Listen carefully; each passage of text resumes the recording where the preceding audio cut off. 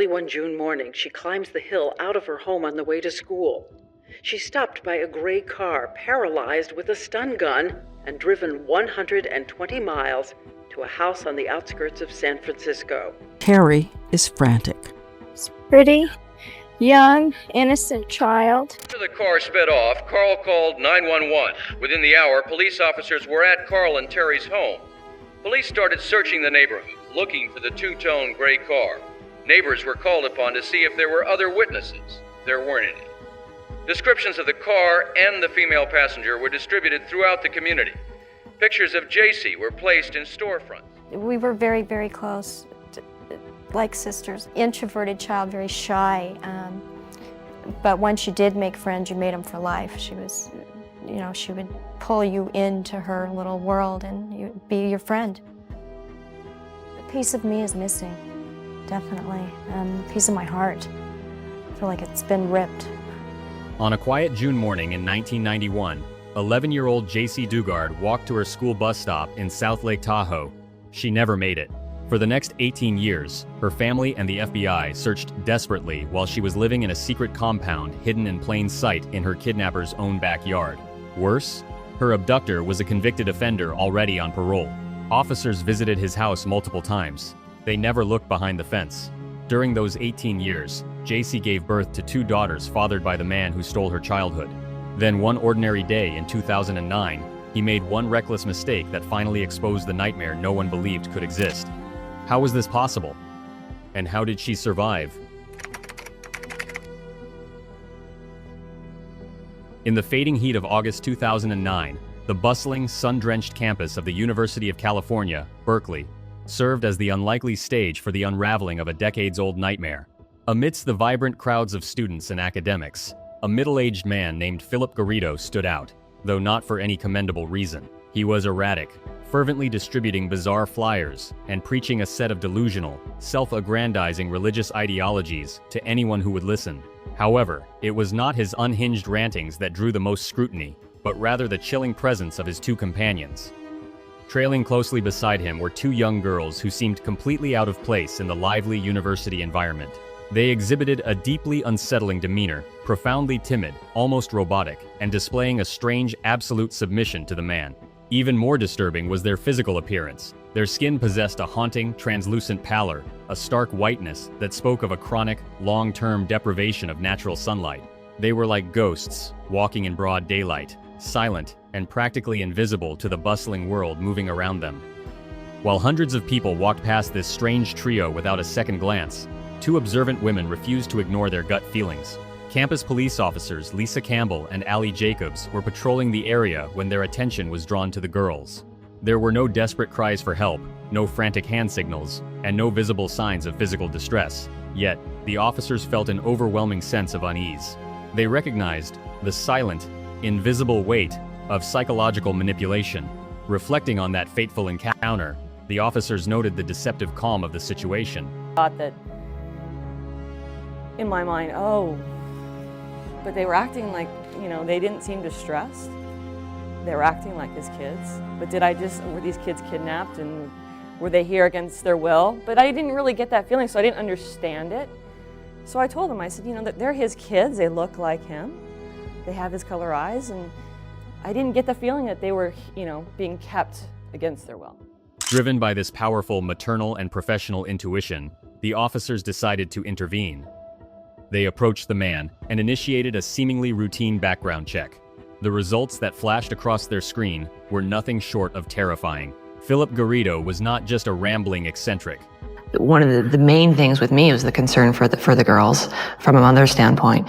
They weren't giving me any kind of sign that they were in trouble, but yet I felt that they were. We knew that he was way out there, but we just didn't know what. We had no way of envisioning that it would be as big as it was. He was a convicted, high-risk offender currently on federal parole. Crucially, his strict parole conditions explicitly prohibited him from being in the unapproved company of minors. This single, intuitive decision by 2 vigilant officers acted as the catalyst that shattered an 18-year illusion. The background check triggered an immediate cascade of investigations, leading authorities directly to Garrido's dilapidated residence in Antioch.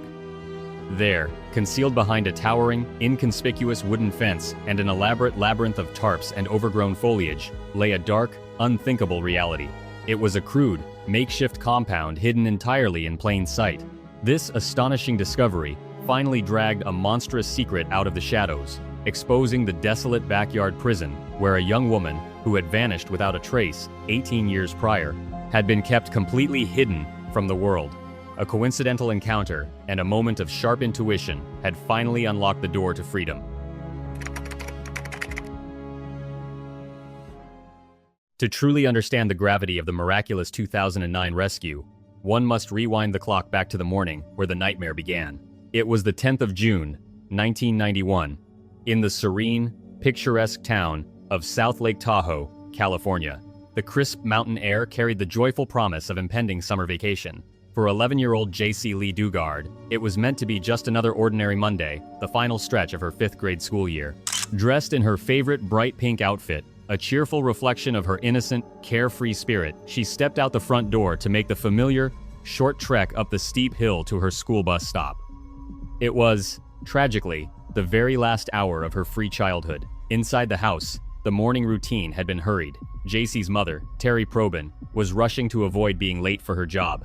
In the chaotic shuffle of the morning commute, a seemingly insignificant decision was made, one that would echo with agonizing regret for nearly 2 decades.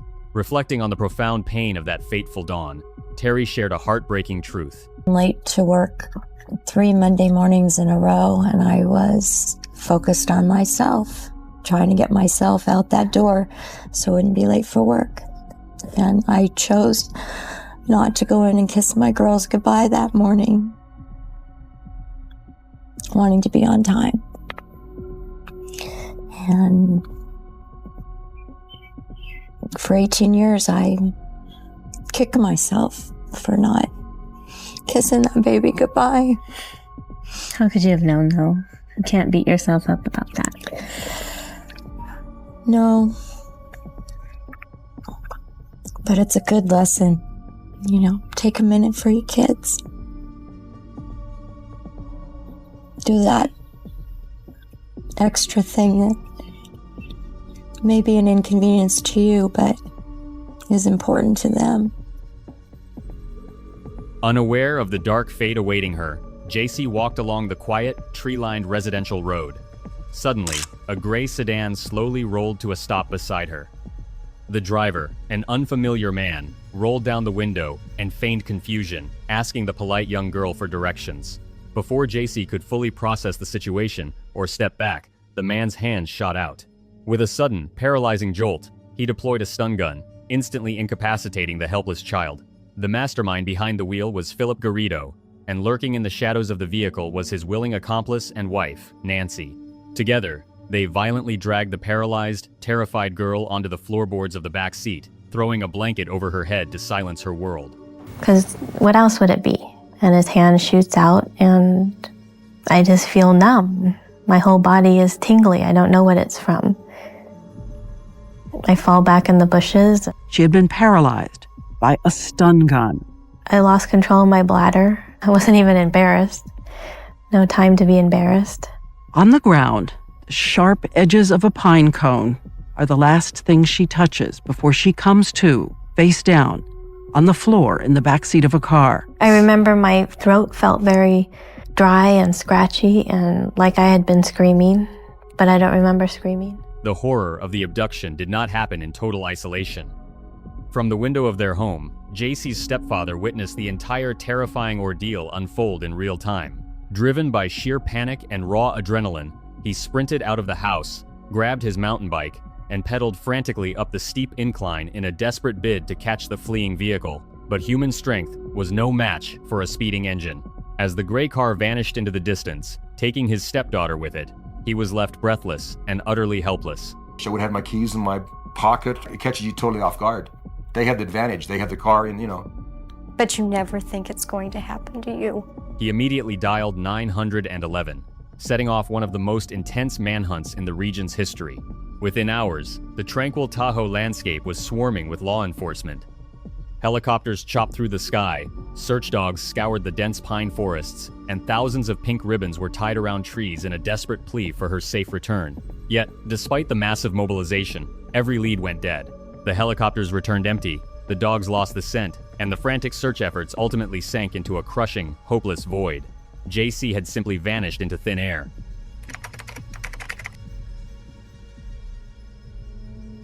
The greatest tragedy of Jaycee Dugard's prolonged abduction was not just that she was taken, but that she could have been saved time and time again. She was not spirited away to some remote, unreachable wilderness or an isolated cabin in the woods.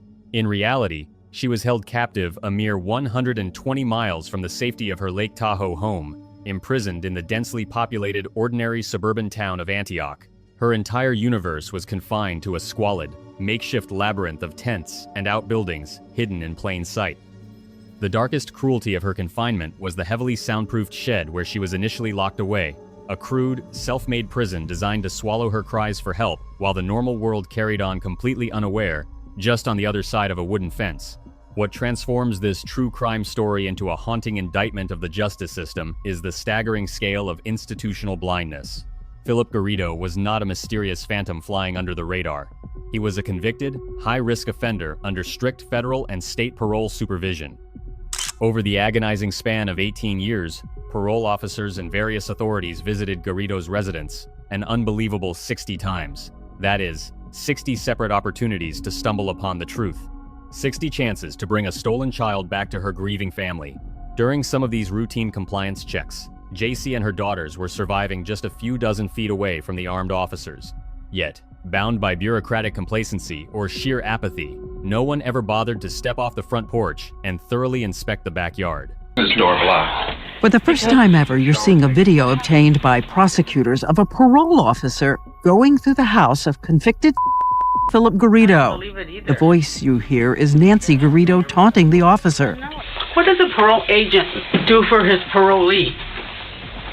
Mr. Ma'am, you can come in office and we'll discuss that. And what you should know is Jaycee Dugard is just 30 feet away. On another occasion, Garrido actually lets her into the house. She even has a casual exchange with a parole officer, not daring to say who she was. I actually talked to one of the agents, and the agent proceeded to give Phillip his urine test and left. Just made me feel like didn't really care. The negligence of these missed opportunities has baffled experts and infuriated the public. Reflecting on the bewildering failures of the authorities who were sworn to protect and serve, investigative journalist Chris Cuomo expressed a profound, shared outrage. Said 3 times and says, a long, long, long time ago, I kidnapped her and raped her when she was a child. I asked him about the 2 little girls. Where are they? He said, oh, they're gone. Their dad picked them up. Now I go, this isn't over, okay? I need to speak to those 2 girls' parents. I want to make sure that those parents know that you're taking them places, and that they know that they're aware that you're a 290 sex offender, parolee on parole. So tomorrow morning at 8 o'clock, I want you in my office and those 2 little girls and a parent. And I looked over at Nancy and I said, listen, Nancy, I asked Phillip to bring the parents of these girls here today. He didn't do that.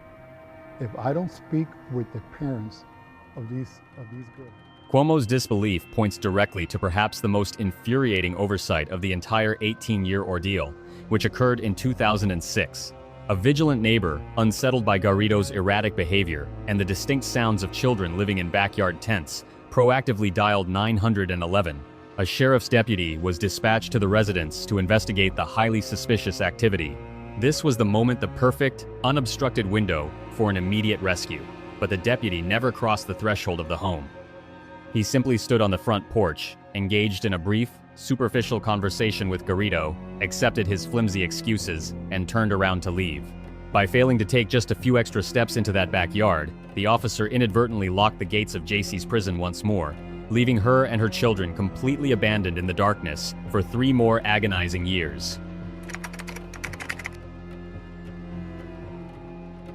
Before we delve into the darkest yet most remarkably resilient chapter of Jaycee's story, please take a moment to hit the subscribe button and turn on the notification bell.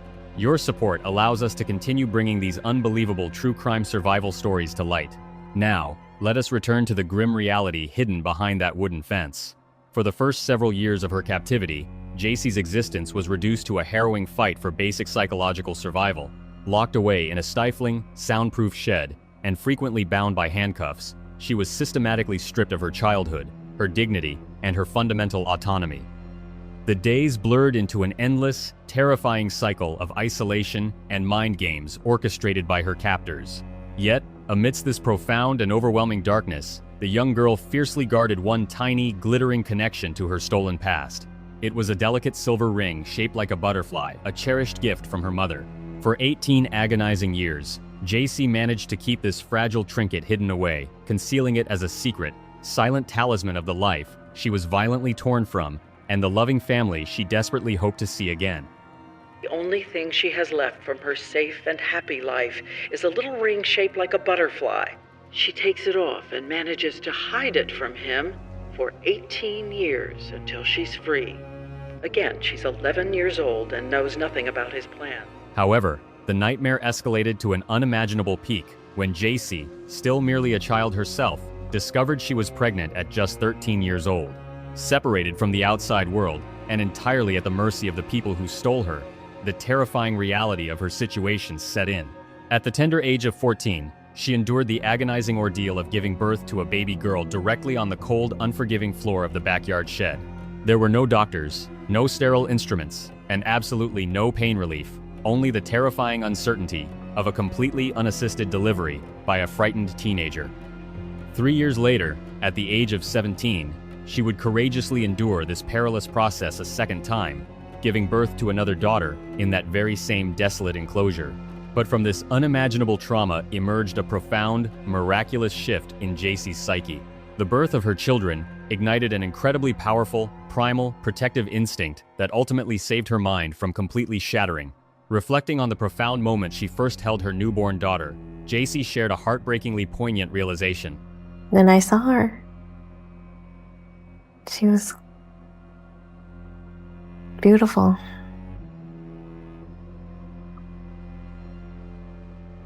I felt like I wasn't alone anymore.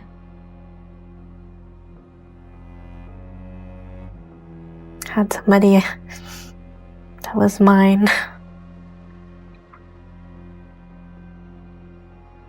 I wasn't alone.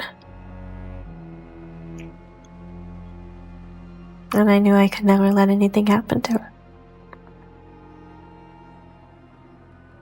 I didn't know how I was going to do that, but I did. Motherhood radically transformed Jaycee from a helpless captive into a fierce, unwavering protector. Instead of succumbing entirely to the despair of her grim reality, she resolved to build a safe universe for her daughters within the suffocating confines of their prison. As the girls grew, Jaycee bravely carved out a space for normalcy, ingeniously creating a little school inside their backyard tent.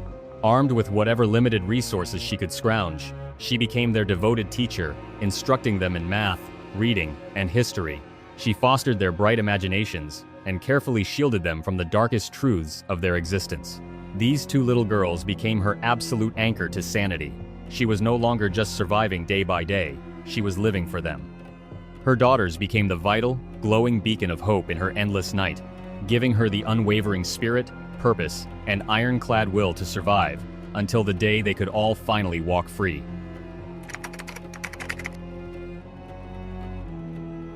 To truly understand the profound tragedy of Jaycee's 18-year captivity, one must look far beyond the physical boundaries of her squalid backyard prison.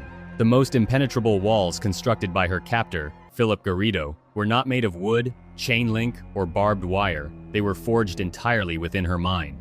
For audiences and armchair detectives analyzing the timeline of her disappearance, the most perplexing question always remains: when she occasionally interacted with the outside world, or when the physical doors were temporarily left unlocked, why didn't she simply run? She ran. What was the psychological stun gun that paralyzed her action, even when the doors were unlocked? Classic manipulation, being responsible for everything from time to food to human companionship. And you see it over and over again. You do see it over and over again. Her therapist, Rebecca Bailey, says what happened is not Stockholm Syndrome, but a kind of coping, an adaptive helplessness. It comes with years of abuse, when the emotional handcuffs become stronger than the tangible ones in the hands of a predatory expert. The answer lies in a chilling masterclass of psychological manipulation, a systematic, calculated dismantling of her psyche that proved to be far more effective than any tangible physical restraint ever could be. The subjugation began with the deliberate and total erasure of her identity. From the early days of her harrowing abduction, Phillip absolutely forbade her from ever uttering her real name again. Jaycee Dugard, the bright, innocent 11-year-old girl from South Lake Tahoe, was forced to cease to exist within that compound. In her place, she was strictly ordered to answer exclusively to the fabricated identity of Alyssa. By stripping away her given name, her captor effectively severed her vital connection to her past, her grieving family, and her core sense of self. To cement this horrifying new reality, Garrido relentlessly spun bizarre, delusional narratives, weaving a dense web of lies designed to completely brainwash her. He positioned himself not as a violent criminal, but as a misguided savior acting on the divine commands of higher powers, slowly warping her perception of reality until his twisted, dark logic became her only accepted truth. Once she became a mother, Garrido mercilessly exploited her profound maternal instincts to forge an invisible, unbreakable chain around her spirit. He relentlessly drilled a terrifying narrative into her mind about the outside world. He convinced her that society just beyond their wooden fence was crawling with unimaginable evils, a dystopian landscape filled with dangerous predators who would instantly target, separate, and harm her precious children. To a young, deeply traumatized mother whose entire adolescence had been dictated and isolated by her captor, this fabricated threat felt entirely, undeniably real. Jaycee genuinely believed that silently enduring the suffocating darkness of that backyard was the absolute only way to guarantee the safety of her two daughters. The overwhelming fear for her children's lives became the ultimate mechanism of control. For years, the general public has quickly labeled such submissive behavior as Stockholm Syndrome, assuming a captive must have somehow developed affection or romantic sympathy for their abductor. However, leading psychological experts offer a much more accurate and terrifying explanation for Jaycee's actions: adaptive helplessness. She did not stay out of misplaced love or loyalty. She stayed purely out of a primal need for survival. When a victim is subjected to prolonged, inescapable trauma combined with toxic, absolute authority, the human brain eventually rewires itself to cope with the unbearable reality. Fleeing simply stops registering as a viable or survivable option. Every agonizing decision she made was a calculated adaptation to keep herself and her daughters alive in a deeply abnormal, highly volatile environment. This profound psychological conditioning created an invisible set of handcuffs locked securely around her mind. These mental shackles, engineered through years of meticulous emotional manipulation, were infinitely stronger and far more paralyzing than any physical padlock could ever be, tragically securing her total obedience for nearly 2 decades.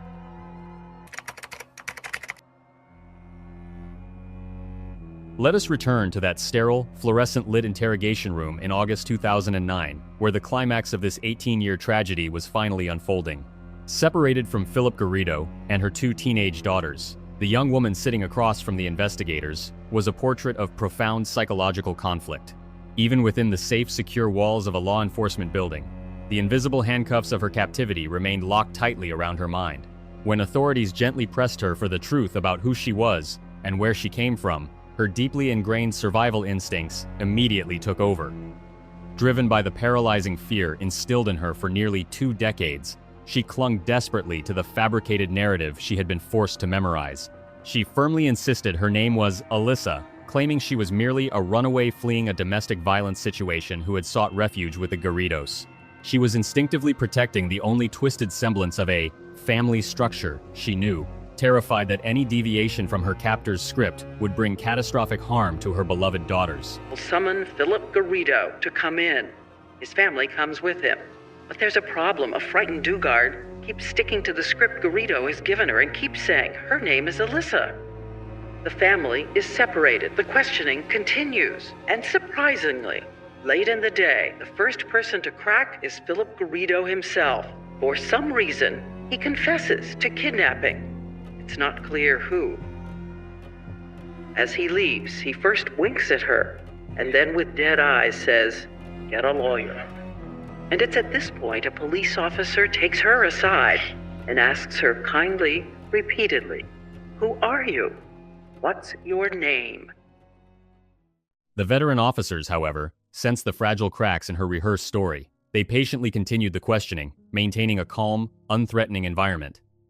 Then came the pivotal, earth-shattering turning point. An investigator re-entered the room and gently revealed a truth that would change everything. Phillip Garrido, buckling under the crushing weight of his own lies during questioning in a separate room, had finally cracked. He had confessed to the 1,991 kidnapping. Upon hearing that her captor had admitted to his crimes, the elaborate, suffocating facade that had imprisoned her mind instantly crumbled. The heavy, invisible chains of manipulation finally snapped. Jaycee realized, in a wave of overwhelming shock, that she no longer had to keep his monstrous secret. Sensing the monumental shift in her demeanor, a compassionate female officer slid a blank piece of paper and a simple pencil across the table. She softly urged the young woman to write down her real name, even if speaking it aloud still felt too terrifying. With trembling hands, the young mother picked up the pencil. Slowly, with a mixture of immense exhaustion and profound liberation, she pressed the graphite to the paper.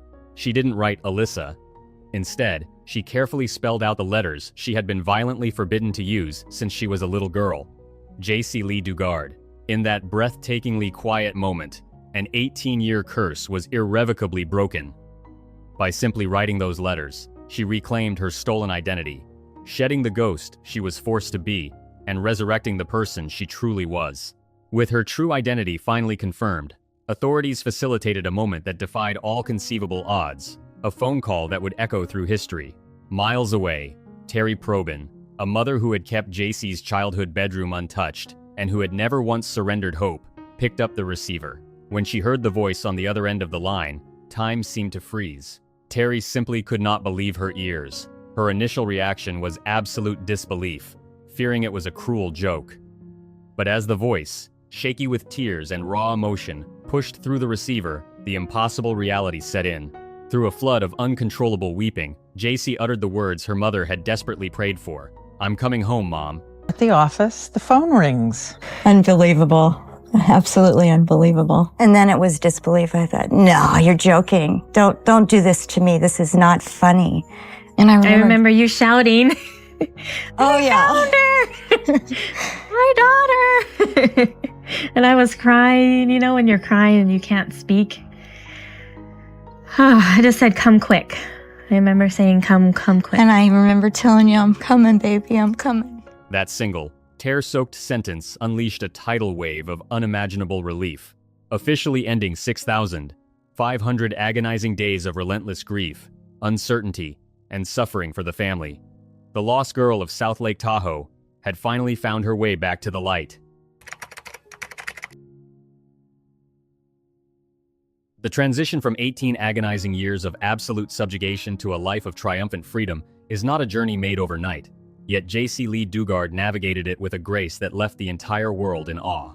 When the time finally came for justice to be served, the legal system unleashed its full weight upon the perpetrators. Phillip Garrido was handed a staggering sentence of 431 years in state prison, guaranteeing he would take his final breath behind cold steel bars. Nancy Garrido was also locked away for decades for her complicity. But the most profound victory did not take place inside a sterile courtroom. It happened entirely within Jaycee's own spirit. She fiercely and unequivocally rejected the role of the broken victim. Confronting the agonizing reality of her stolen youth, she made a profound declaration of independence.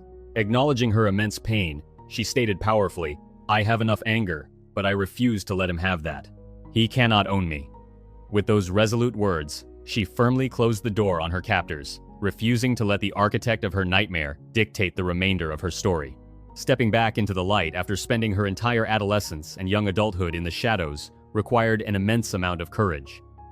Jaycee embarked on a beautiful, deliberate journey to reclaim all the milestones that had been violently stolen from her. She embraced a world of breathtaking firsts, the simple, exhilarating experiences that most people take for granted. She felt the absolute thrill of finally learning to drive a car, gripping the steering wheel as a tangible symbol of her newfound autonomy. She took to the skies, riding in a hot air balloon, quite literally rising above the trauma that had once kept her grounded in dirt. She reveled in the quiet, everyday joys of walking freely in the sun, cooking meals in a real kitchen, and sleeping in a room without heavy padlocks. These were not just activities, they were profound acts of reclamation.